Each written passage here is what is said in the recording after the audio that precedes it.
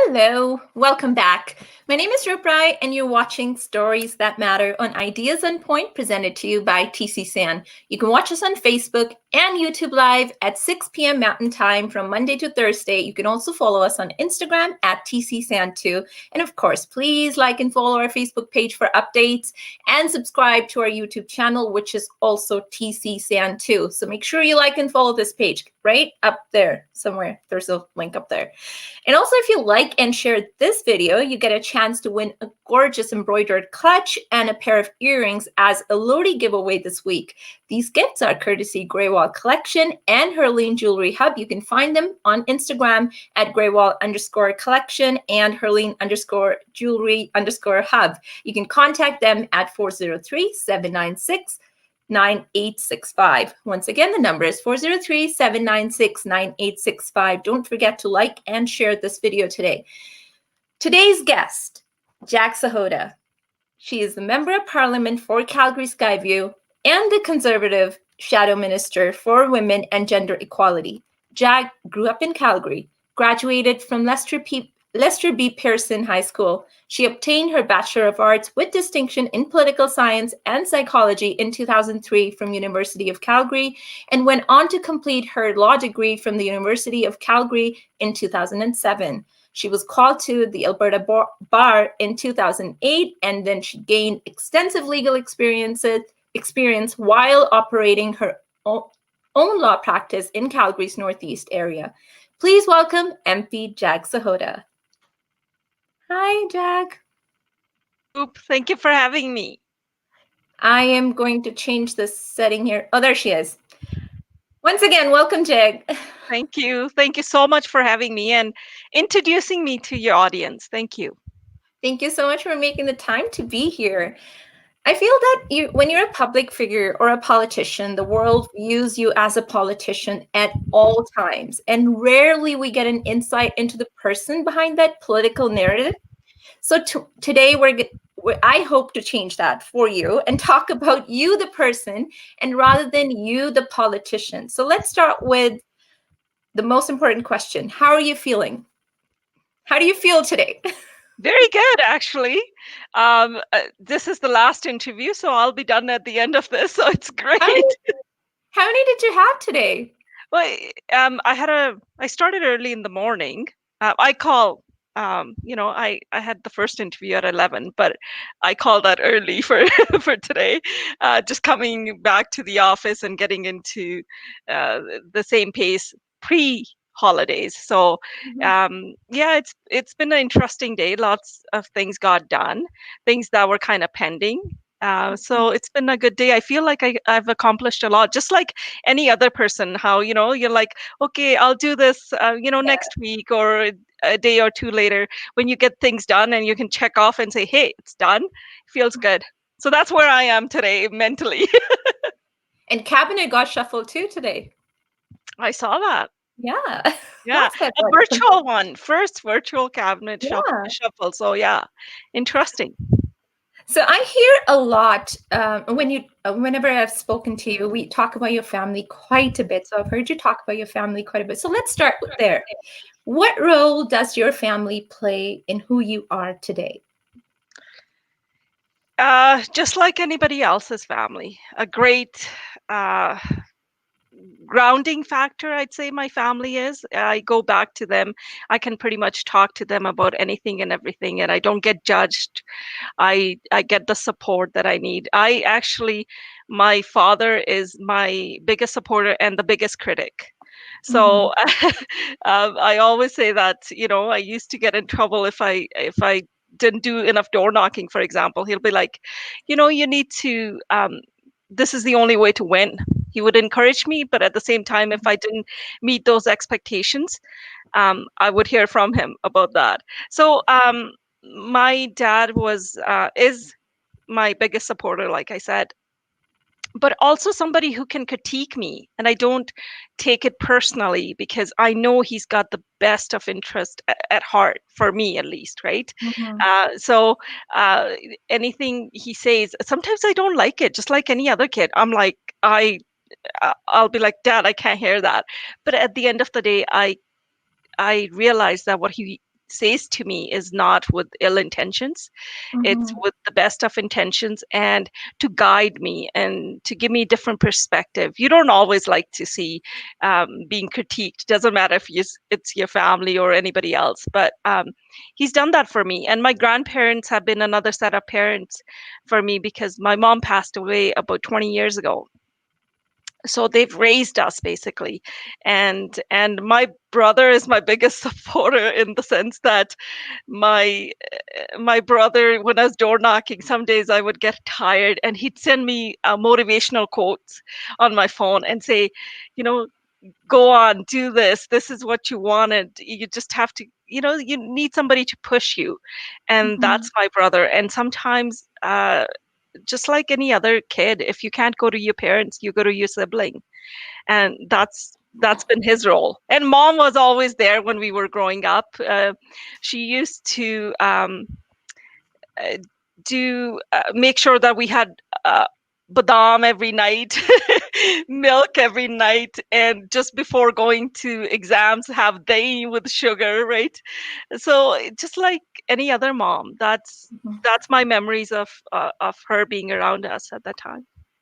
When you mention your mom, I think someone in my social circle, they watched an interview of yours somewhere else, and you had mentioned a lot about your father. You talked about a lot about your father, but you didn't mention anything about your mom in that interview, perhaps because you were not asked about it. And that's why before the interview, I asked you, is it okay to speak about your mom? Because that was a question that came to me from one of my friends, and she asked me, oh, why does she not talk about her mom? What role did her mom play in her upbringing and where who you are today? So I mean, I always get like, I really don't know how to put it into words. Like, I don't know what losing mom at such a young age must have been like. I want you to talk about that a little bit. Like the world ended that day. That's what it felt like. I'm gonna start crying if I do this, but it felt like I grew up overnight, because uh, I had to take care of my grandparents. I had to be there for uh, my dad. I had to be there for my brother. My brother actually says that he doesn't feel necessarily that mom's gone, because I've taken on that role for so long. And with grandparents, they were in their 80s, so like, well, late 70s. So you don't want to go through putting them through any kind of stress. The biggest thing was for me was to be there for my dad, because I had heard a lot of people talk about how after you lose one parent, the other one goes. Because that's just the bond that they share. We kind of, Gurp and I, my brother's name is Gurpreet, I call him Gurp. Gurp and I kind of decided we're going to kind of put our pain aside. And when you talk about us not talking about mom a lot, the reason isn't that we don't remember her. She's part of who we are. Mhm. Um, but it was decision made long time ago. If it upsets my dad, then we're not going to do it. We're going to become his strength, not his weakness. That's how mom would have liked for us to have acted. And mom told us before she left, she said, make sure you take care of your dad. And she told me to make sure I take care of grandma and grandpa and Gerb. And I took on that role as a mother to my brother. He's not he always says that. He's like, sometimes you're a little too harsh, just like a mother.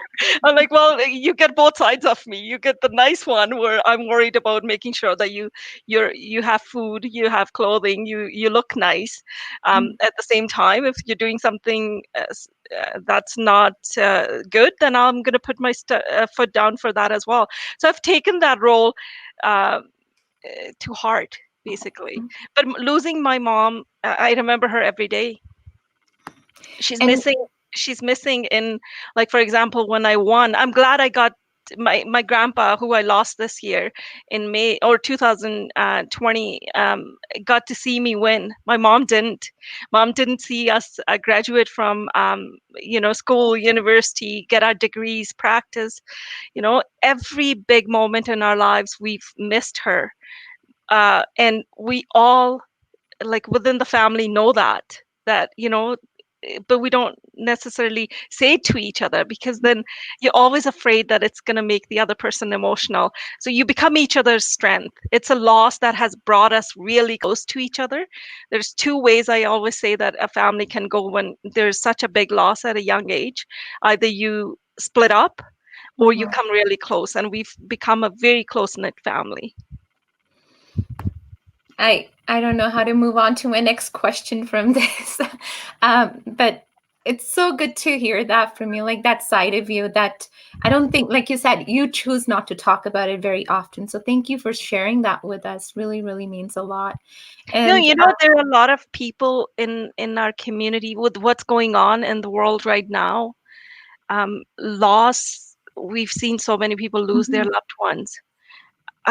You know what I do, because I've been there. I call them. I talk to them because I feel their pain. I'll say that to them. I say, like, I feel your pain. I know where you're coming from. Recently I just was at somebody's house who have, like, the mom passed away. They have two children, boy and a girl, similar age to us, myself and my brother at that time. And I didn't know how to approach them because I know you kind of shattered at the same time. I talked to the dad and I consoled him and everything. And I don't know how to do that because that's my dad's job. He knows that situation more than me. But I went and talked to the kids, and dad was like, I don't know if you should, but what if you make them more emotional? I said, let me try.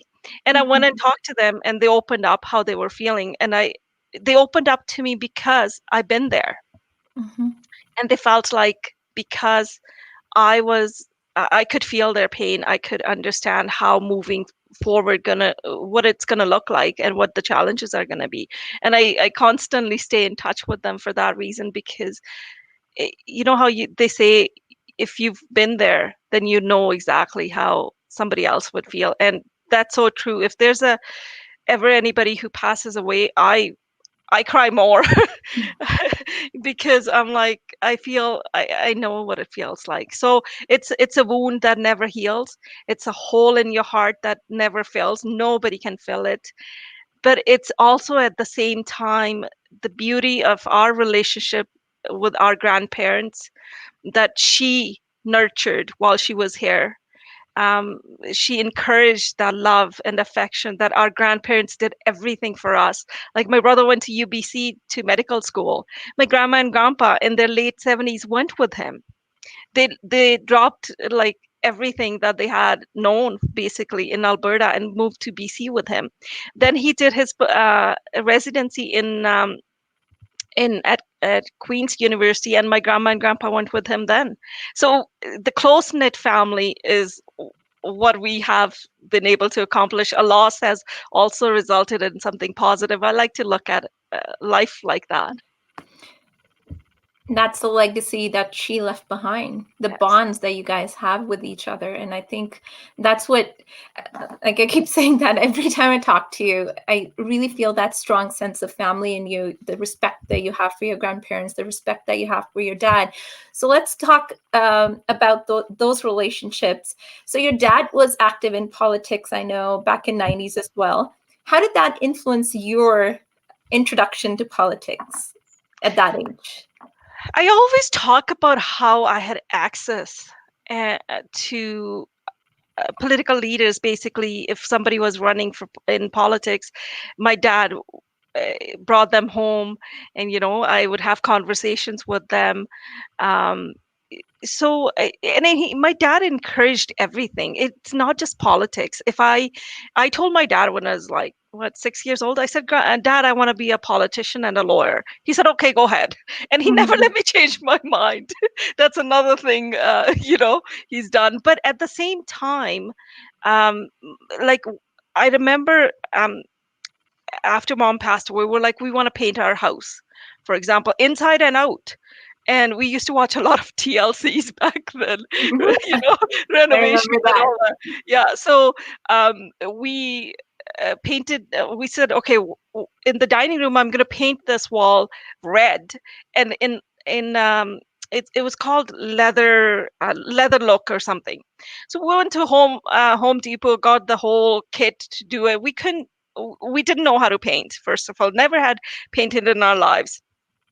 My dad basically said, okay, you guys can try. If it doesn't work, then we'll pay somebody to fix it. So my dad never discouraged us from doing things. And politics is no different. When I said I want to do this, you know, you always need the support of your family. And Roop, you know this. If you don't have the Mhm. support of the family, it can't be done. That's just bottom line.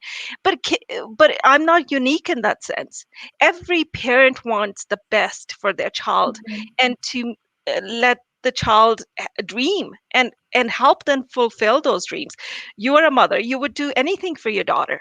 Your husband would as well. So in that sense, it wasn't unique. But at the same time, I feel like my dad never stopped us from doing things, even when he thought like they're not going to get it done. We always he encouraged it. By the way, the paint did get done. Like, it was a leather look that we ended up with. It's still there. We don't we never painted over it. But we had to improvise. But it also was, Gurp and I are a very good team as well. So uh, we can pretty much do anything if we put our mind to it.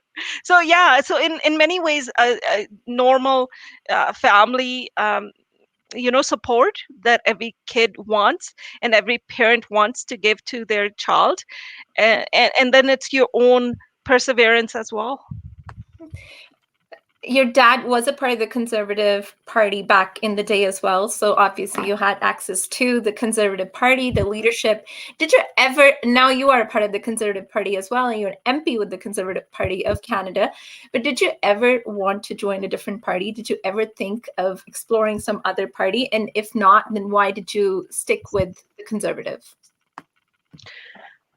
I gave my first donation to the Conservative Party from what I made. So my commitment has been there. It aligns more with my thinking and my upbringing and my values. And I also believe that I picked this party at a young age. Some people may not, but that doesn't mean later on in life they won't. At different times in your life, you align with different parties. So, like, what matters to you in your 20s don't matter.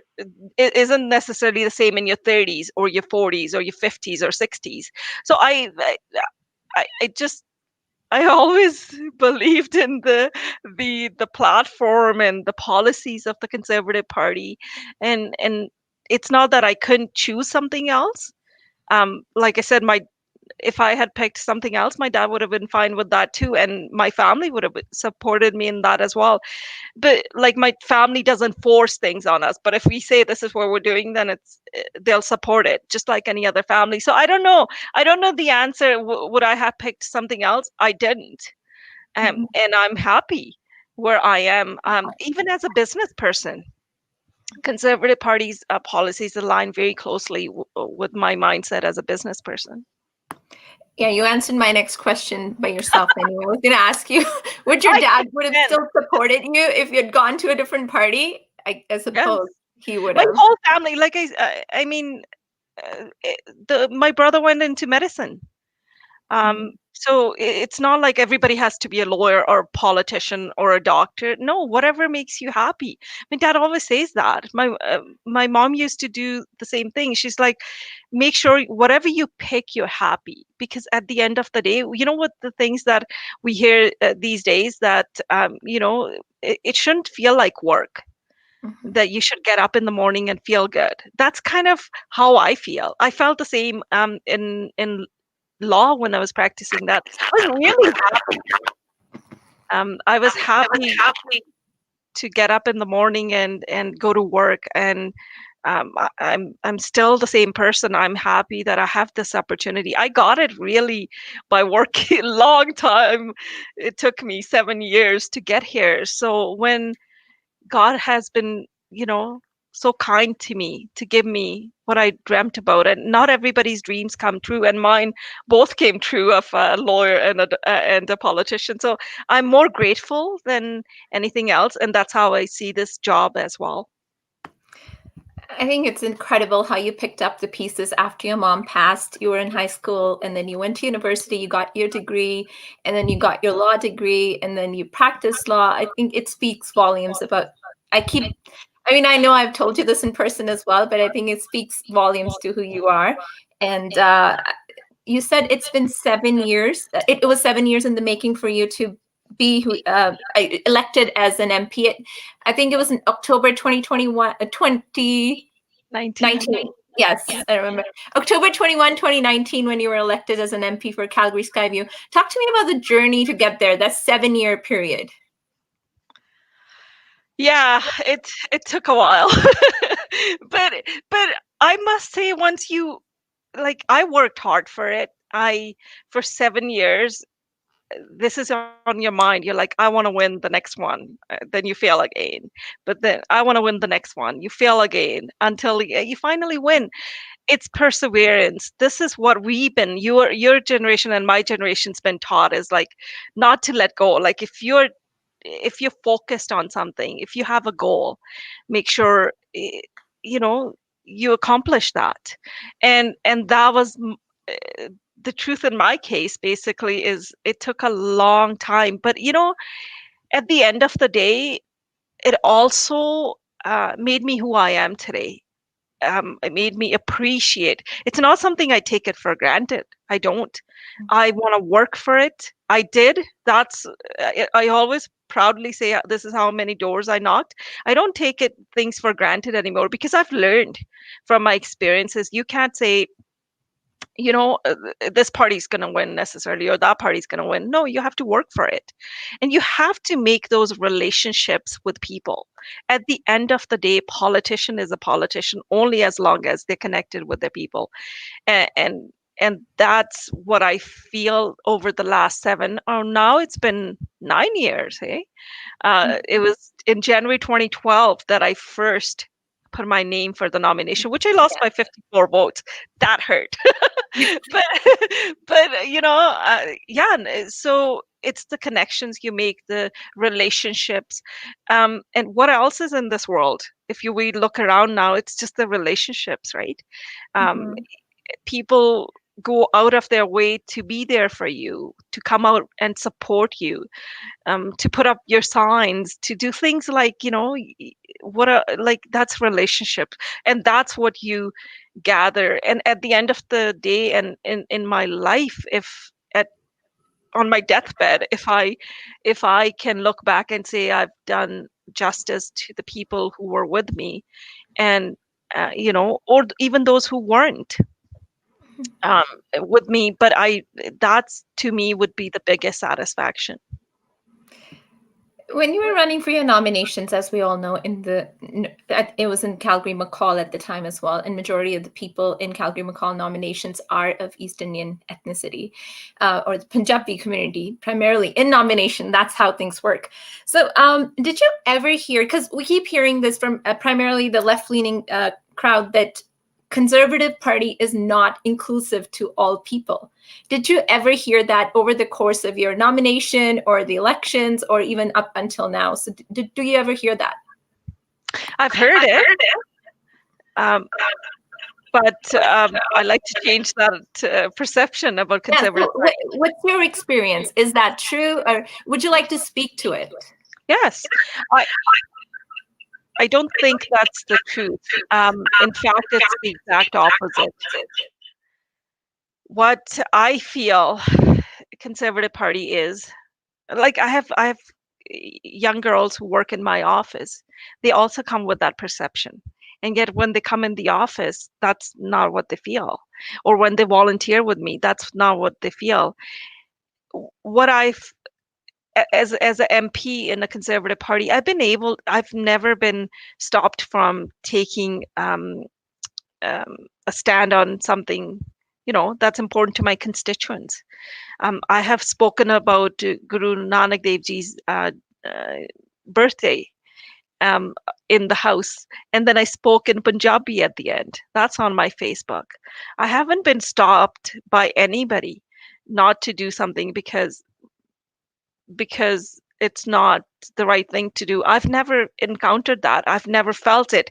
But what we also have to do as you know, people is just be open to different parties and platforms and accept that, you know, somebody can look different but at the same time be inclusive. I've never felt uh, so far ever, even as an MP, after becoming an MP, I feel like there's a lot of guidance that's provided by older MPs.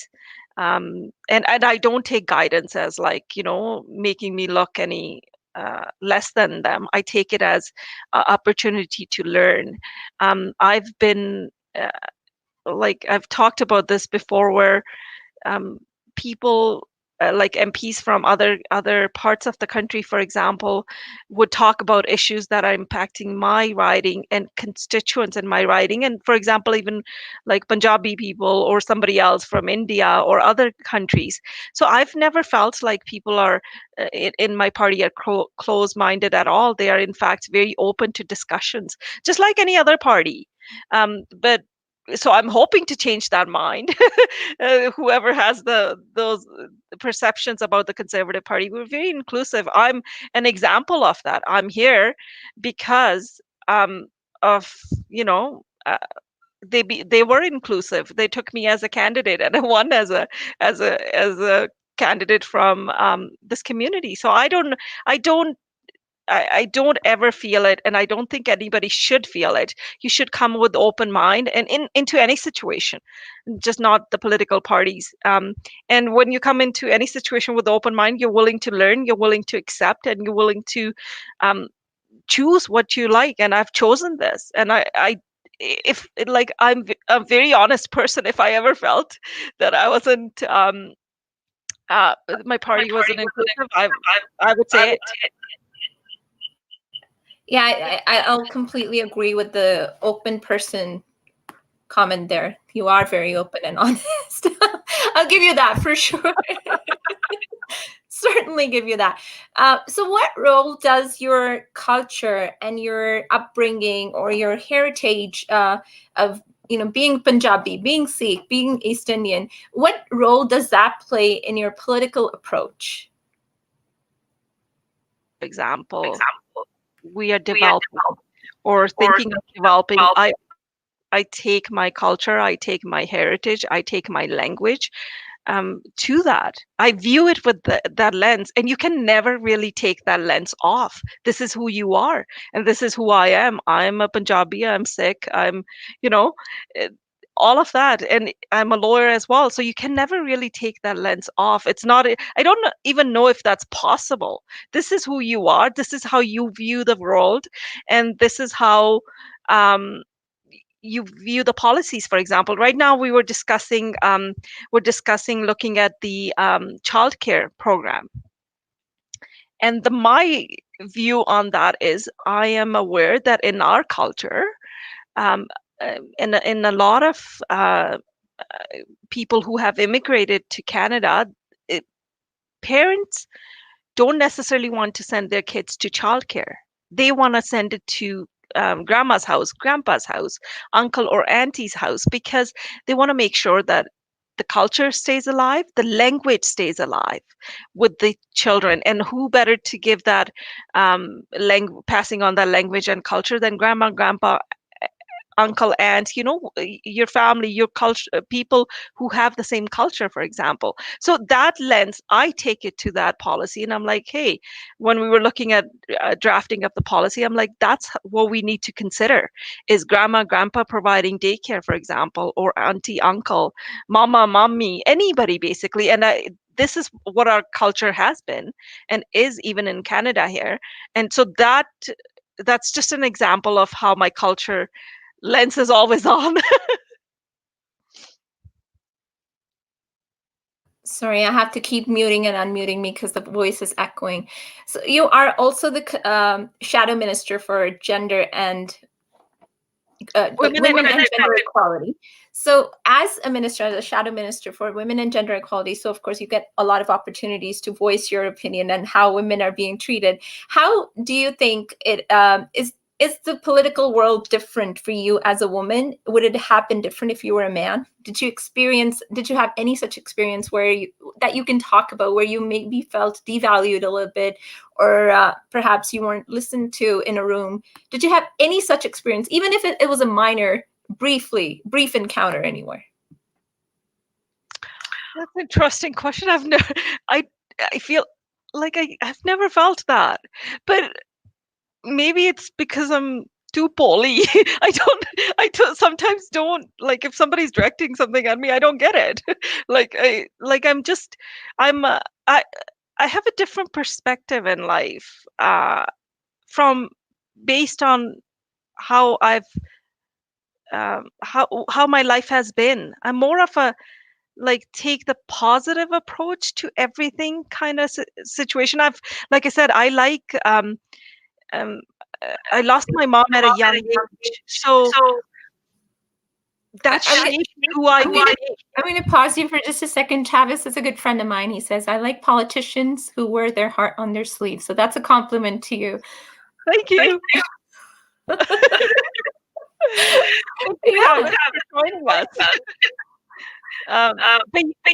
So what was I saying? Something about, like, being devalued. I don't know if I take that perspective in life. Maybe that's why I don't get it. If somebody's doing that to me, I just like to take the positive approach and see that this is not how a person meant to look at me or devalue me or anything like that. I feel like everybody, like, when they say, there's some cliches that I really honestly think that in my life, I think I've seen those to be true. For example, like, I always feel you should look at the positive side. Somebody's always fighting their own battle. Everybody's fighting it. Some days like, if somebody says something wrong to me, I always like to go back to that and repeat it to myself. They're probably having a bad day, or something's going on in their personal life, and ignore how I felt, because I don't know what battle they're facing. And that has served me well so far. Otherwise, like, you carry all of that on you. It's a lot of burden to be carrying around. I'm going to keep the grudge against this person, that person, because they said this. I can't do that. I'd rather just say that, that person is probably having a bad day, or just fighting some battle that I'm not aware of. They don't want to discuss it. I'm going to leave them alone, and I'm going to, walk away from this in a positive way and not keep that on me. I can't keep grudges. I guess I don't want to use my memory for that. So I guess the answer to my question is you don't remember, or you don't. Well, I probably didn't realize. You probably didn't realize it happened. I know we had this conversation earlier.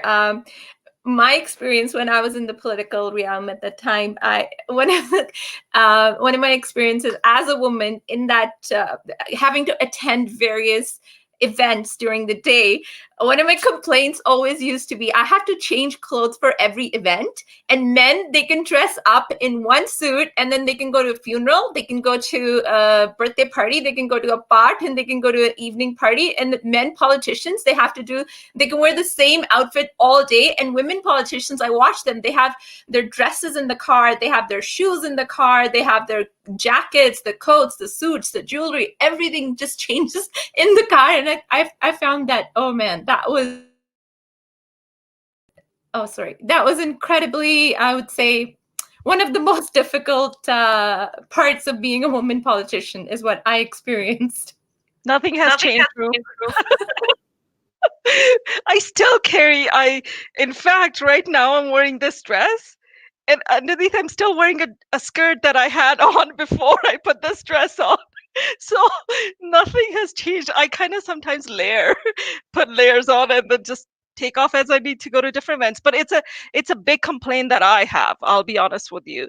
I think I've given you an example where I had like in 3 hours I had like 4 events to attend, and I had to go from wearing a dress to Indian outfit, back to a dress, and then an Indian outfit. And I did all of that along with traveling, changing. Because when you change from one dress to the other, shoes don't go, jewelry doesn't go. Like I am usually the most underdressed person at an Indian party. Let me just say that, because first of all my hair will look like mess basically, because I've been changing, right? Anything you've done to your hair, it ain't gonna stay. Let's just say that. And yeah, then you're running around like where I walk into a party and all the girls are looking so nice, and I look at them, I'm like, wow, you look so pretty, right? And I look so underdressed. In fact, any outfit now I buy, I think about how I can just put the legging on and change that to another outfit that I can, wear at different places. But that's a big complaint I have. And then the lipstick doesn't match, the makeup doesn't match, jewelry doesn't match, shoes don't match. It's like in my car, I was joking around with my assistant. I said, if this doesn't look nice, I can go put something else on from my car. I'll just go grab it. I probably have enough there. So it's nothing has changed, and nothing will actually. Hopefully things might change. Maybe eventually one day, maybe you can just buy a suit as well, like just a business suit, and wear that all day. Like perhaps that's the solution. I have it. I think that's the solution. Sitting on the ground though with the suit on, a challenge.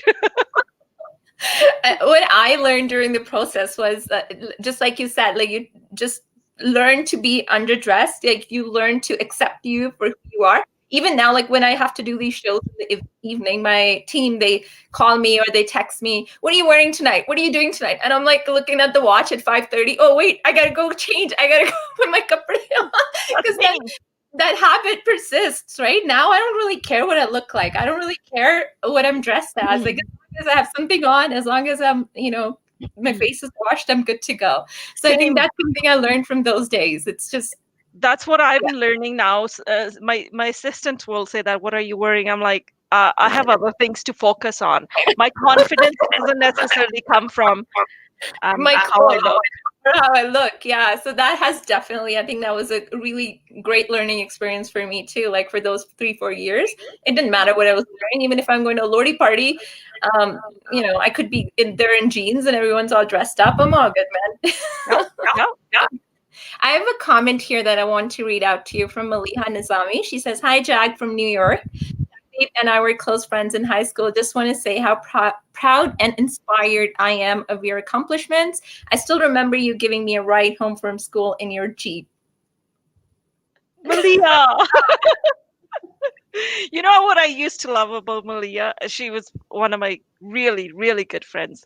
We used to hang out in the library actually, and just and during lunch times. And I used to love fries from because I went to Lester B. Pearson. There was a small little store. We used to get fries from there. We used to walk across the street and get fries from there, or there was veggie dip that we used to get from our own cafeteria. That used to be our food. So we were always healthy. Eating healthy. Or balancing it. Well, that's the only time you can eat fries. I remember we used to eat fries as well. Like I went to summer school once in Viscount Bennett, I think it was at the time. Like we took summer school, me and a couple of my friends, and I met a girl there, and I'm still friends with her today. She used to have fries, and she would take a paper towel and soak out all the grease out of it. And then that's how we ate the fries. So we felt that we're eating something healthy, but of course it's fries. They've been fried. And I've given up on that as well. I don't want to be 80 years old and then wanting to eat something. I want to kind of try. Small little things is okay. All right, we wanted it to be a very serious interview, but now we're We're talking about fries and clothes and makeup and hair. So Jack, That's the reality.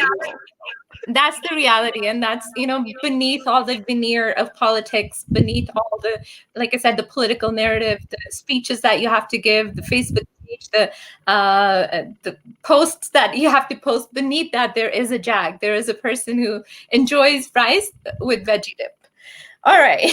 What are the leaders that you look up to? International, national? That's a question I don't know the answer to, because I see leader in each person. They can. What is come the on. purpose of, no, seriously. Politically correct. No, it's not actually. That's how I feel. I feel that maybe politically correct, but not intended to be just that. But I feel like there's so much you can learn from each person that walks into your life, even for a short moment. And so that's how I feel like everybody's a leader in their own way. I don't like giving lectures. For example, like if I'm asked to speak at an event, I like to experience stories. Not experience, share stories, but not give lecture, because what makes me better than them? Those who are listening. No, it's the stories that make you connect with people or guide you in one way or the other. So I feel like I'm sorry if it sounds like I'm giving you a politically correct answer, but I honestly feel every person in their own way is a leader. The purpose of a leader is, or how I see them, as to teach you something, to guide you, to be able to lead by example. People do that every day on a daily basis. I learned so much from my young assistants here, how they see life, how they see technology, what they're struggling with. Then I see older people who have accepted many things in life and are at peace with things. And there we are, caught in the middle. We're not the youngest, we're not the oldest. So, I feel everybody teaches you something. And I'm going to say, I maybe for next interview, I'll look some up, but I honestly feel I don't have necessarily any leader that I want to name. I just think everybody in their own way leads. I was actually talking to one of my friends who's a lawyer, and she messaged me to say thank you.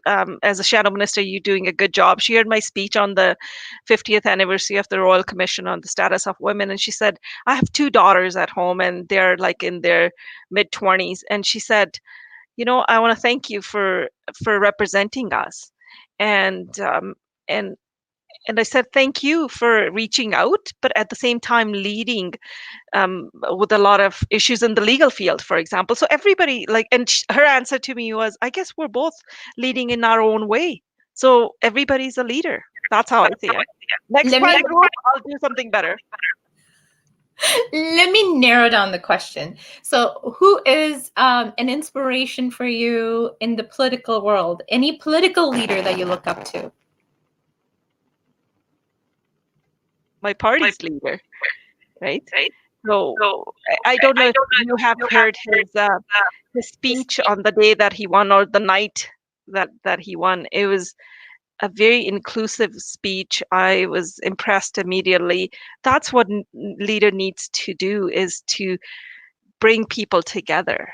And that's what I felt that very night. And I told him that too. I said, I felt like you were talking to every person who was listening. I felt included in that. So that's kind of how I felt. Biased, probably, you're going to say now. I'm going to say politically correct again, but we're going to leave it at that. I'm learning. You are a politician now. So if you were to describe yourself in one word, would it be? Determined. Mm-hmm. If I very focused, yes. I kind of go like this. I'm focused on what I need to get done. So I even wrap up my hair. Like if I'm really focused and I don't want any distractions, I'll put my hair in a bun And I'm like, today, my assistants can tell. They're like, hey, you're working today. I'm like, yes, and very serious. Then I don't. Then I'm this focused, very focused, and you can talk about anything. You can say anything to me. It won't distract me. That's that's how it's been in the legal field. That's how it is in politics and in general. If I want to do and get something done, my attitude is it's getting done. How do you balance your public life and I got a dog. I have a small little puppy. He is the love of my life. That little kid is the cutest thing. I like so much unconditional love that he gives me and attention. I walk into the house, he's all over me. He wants to hug me. He wants to sit with me. If I'm gone to Ottawa, for example, I normally don't know when I'm going or coming back. For some reason, he'll know the day I'm coming, even if my family doesn't. He'll be sitting and like at the very like close to the front door and watching to see. And my family will call me. They're like, Max has been sitting at the front door or close to it. Are you coming home today? I'm like, yeah, I'm at the Pearson Airport. They're like, okay, that's why Max is doing that. And then for the days I'm here, he'll just sit here and he just wants to hug me. He feels like I don't know if there's a balance a politician can do, and you know that, Roop. The phone rings in the middle of the night, and you're like, okay, well, I got to deal with it. And my staff always says there's no 9 to 5 job for a politician or their staff. They're all accessible at all times, but that's the job I signed up for. I better, I signed up for it. I better do it. This is where my spiel comes in. I agree with you completely. As a politician, it's not a 9 to 5 job. It is a 24-hour job. It's a 24/7, literally. Weekends, especially, you're really, really busy. You have to be there at people's birthdays. You have to be at people's funerals. You have to be there at wherever you're invited, and you have to have that smile on at all times. And it takes a lot out of you. It might seem like something that you look up to when you're younger. You want to become that person because you'll see them on TV. You see that they're public figures, but when you actually get into that role, having to put on a smile all the time, it's not that easy. Yes, it may come naturally to a lot of people, but it is not that easy, in my opinion. And I've seen a lot of politicians around me, and it's not easy work. So huge kudos to you for keeping that up, and you're always smiling, and you're always really, really. We're gonna say something. I get that from my mom. Well, even after she passed away, I used to go to the temple, and people would say, "Are you her daughter, the lady who used to always have a smile on her face?" So I have it in good situations and bad. And what else can you do anyways? So might as well put it on and go ahead. I'm going to ask you, you said that you've door knocked quite a bit. You've door knocked on 45,000 doors. Do you recall any story from those door knocking days? There's always a story, because I've door knocked quite a bit for myself, for other politicians. I've door knocked quite a bit, and it has been the most enjoyable experience in my entire political stint there. Do you remember any story that really stands out, that will stay with you? I would love to hear that. I have a few, so if you have the time, I'd like to share those. One? No, okay, I'm also a politician. I like to talk. Story. Okay. So I'll tell you 2 stories, one from the Harvest Hills side and one from this side. So on this side, I remember it was late in the evening. Usually, you're door knocking. At this point, I was door knocking 10 hours, 12 hours. 10 hours is what I did, from 10 a.m. until about 8:30 p.m. I used to get one break around 4 p.m. From I think 4:30 to 5 or 4 to 5. So anyways, so I while I knocked on somebody's door, and this lady was making cooking. It's late in the evening, and I was drooling. I was like, I want some food, but how do I say it to her? And I took my time at the door. I'm like, yeah, would you be voting for me? And I started talking to her. She's like, yeah, I gotta go and stir the pot. I'm like, okay, I'm standing there. And she's like, would you like to have some? I'm like, thank you, God. That was like, that was like such a moment that I will always remember. And she rolled it up in roti, like, and she gave it to me. And I walked around the rest of the neighborhood eating that. To me, like, that's exactly what I needed. But the love and the hospitality, and then I was on the Harvest Hill side one time, and it was in the summer, and there's a lot of mosquitoes.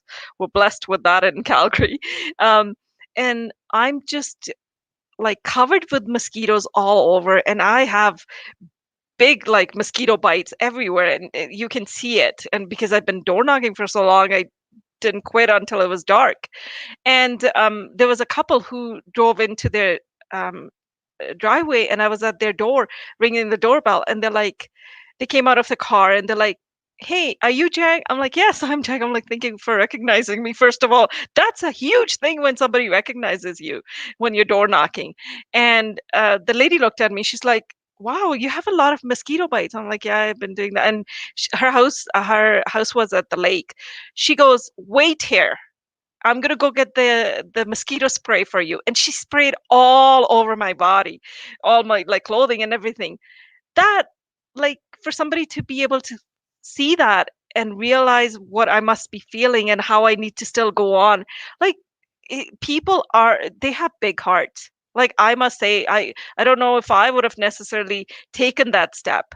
And her husband stood with me and talked to me about politics while she did that for me. She literally made me spin around, and she's like, like, treated me like her daughter.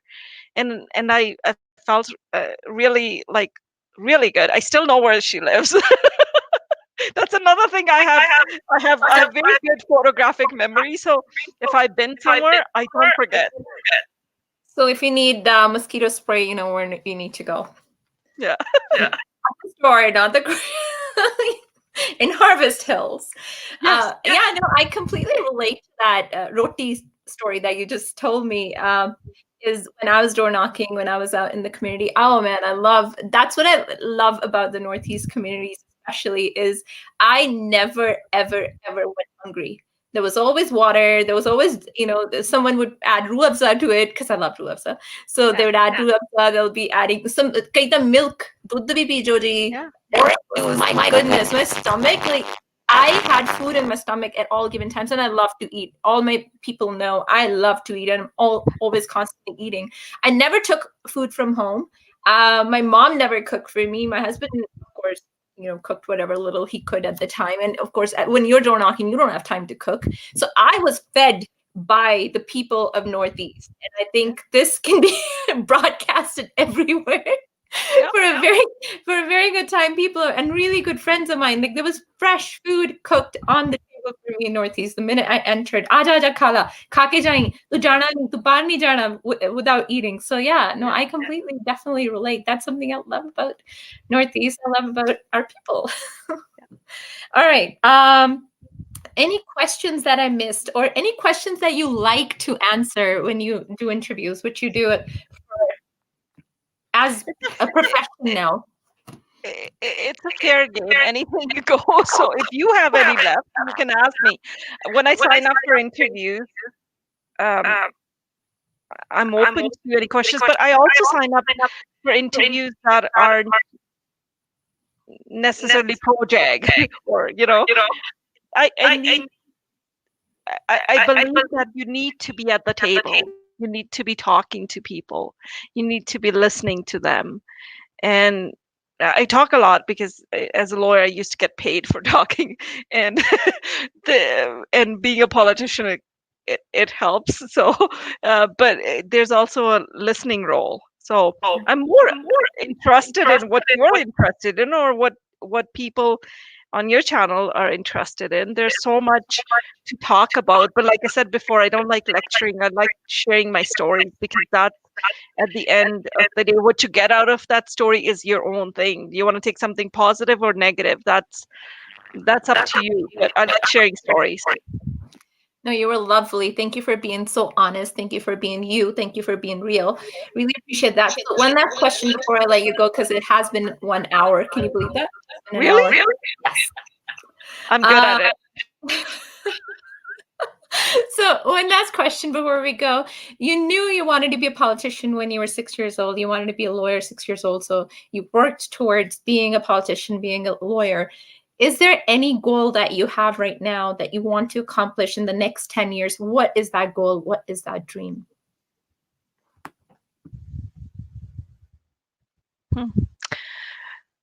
I think maybe in 10 years I won't be able to do everything. I kind of do have a bucket list. I look at like the things that I wanted to do in my first year, for example, didn't happen necessarily, but that's because COVID happened. I didn't get the full feeling of what it is like to be a MP. You know, but there's so much that I want to do, but also on a personal level as well, that I want to be able to look back and say, while I was given this opportunity, I did justice to my role in a leadership role. And I want to see women treated equally. I want to see our girls um, taking it for granted that they're equal to men, not ever like taking granted for in a positive way. Like they should never have to think about how there's differences in men and women. I feel like I'd like to see that in my lifetime, and I like to be part of that, paving the path for them to walk on. But that also means clearing a lot of hurdles and going through it myself, for example, so that, or yourself in your situation, right? But clear that for your daughter, for example. That to me will be the biggest accomplishment. I don't want to be looking back 50 years from now and say, well, we didn't accomplish much. I mean, there's a lot of accomplishments we've had as women, and we can see that from the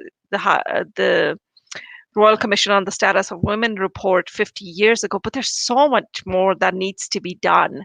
There's so much that us individually, so much we can do on a daily basis, for example, like do it for your own kids, and like pave the path for them where they can walk on it and be proud of what you've done. And I said that in my speech, and I really mean it, because my staff wrote the speech, and then I had 4 hours while I was traveling from here to Ottawa, and I basically made that speech JAG speech rather than my staff's speech, right? So that's what I like to see. I think that will be an accomplishment for us as women and as society.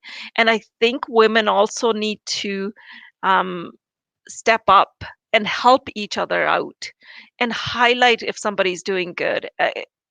And I think that in itself will start to change in the younger generation. They're pretty supportive of each other, but we need to continue to do that. And to me, if I'm on I talk about my deathbed, but second time now, but if I'm on my deathbed, I like to look back and say, I've done my part. I've contributed little to what I could do, and not have regrets. That to me is what a fulfilling life would be, a satisfying life, and something I can be proud of. Um, that to me would be how I would want to see my life, and see the accomplishments, and pave the path for other young girls to live in a world where they don't have to fear anything, that everything's equal to them. I think we're gonna do one more session later. Mute your mic for a second. Yeah, so I think we're gonna do one more session some other time to talk about entry into politics or volunteering, or how to get engaged and involved in politics. I think that's also an important topic to talk about. Perhaps we'll do that next month.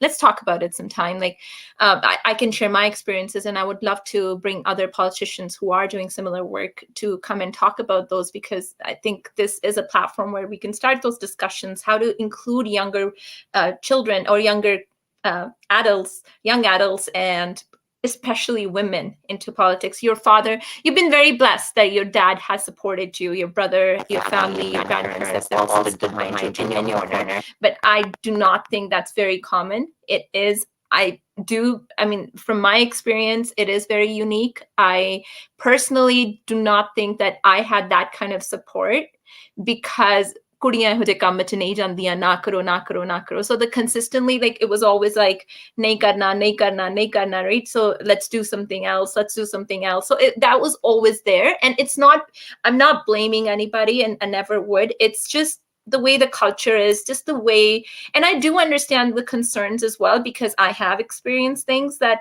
I mean, I know you said that you don't see it, or you maybe samajh nahi aayi those things, but I have experienced some things that parents or someone older in the family has warned me about. So that's there. But these conversations, I think, need to happen, because there are many different families out there, many different people, different perspectives, that where women and even young people, they are pulled away from politics because it's somehow seen as dirty work and something that's not very respectable, right? So I really do think we need to have those conversations. Tavis has something to say. He says, thank you for all that you do for our community. Tavis lives in Coventry, by the way. I would love to talk about some crime issues later, so we will do that. We will have that conversation, Tavis, when COVID goes away and Jack can be an actual real MP who can go door knocking and go to events. Oh, I feel so bad for you that you guys like missed out on that first year. But you know, what it is. It is right. what it is. Yeah. No, it was wonderful. Thank you so much for making the time to be here today. It's always lovely speaking to you. And I am so glad that I actually got an opportunity to get on the phone with you once and have a chat with you. I think we talked over over an hour that time too. You're just such a lovely human being, such a there's this positive aura about you, and I hope you always maintain and always sustain that, and keep working hard, stay focused, and do greater things for all of us to look up to you. Keep inspiring me, keep inspiring young women and men, keep inspiring young people in the community. Be who you are. So And gender conversation, gender equality is not complete without everybody being involved in it. So when you say boys and girls, it's important to teach our boys to accept women in stronger roles.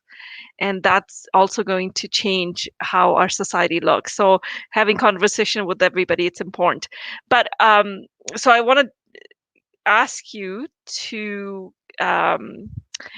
reach out to me and anybody who else is listening, if you are at all interested in politics, not just in politics of becoming a politician, but participating, get involved. That's the first step. So I want to encourage everybody to get involved, volunteer, and reach out to me if you have any questions or concerns. My office is open during pandemic as well. We've been open since March, the pandemic hit, and we'll be here. So anything you need, ever, reach out.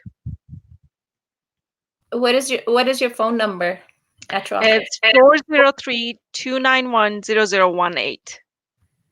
And you can find us on Facebook, Jag Sahota YYC, and Instagram under the same name, Jag Sahota. YYC stands for Calgary Airport Code, I guess.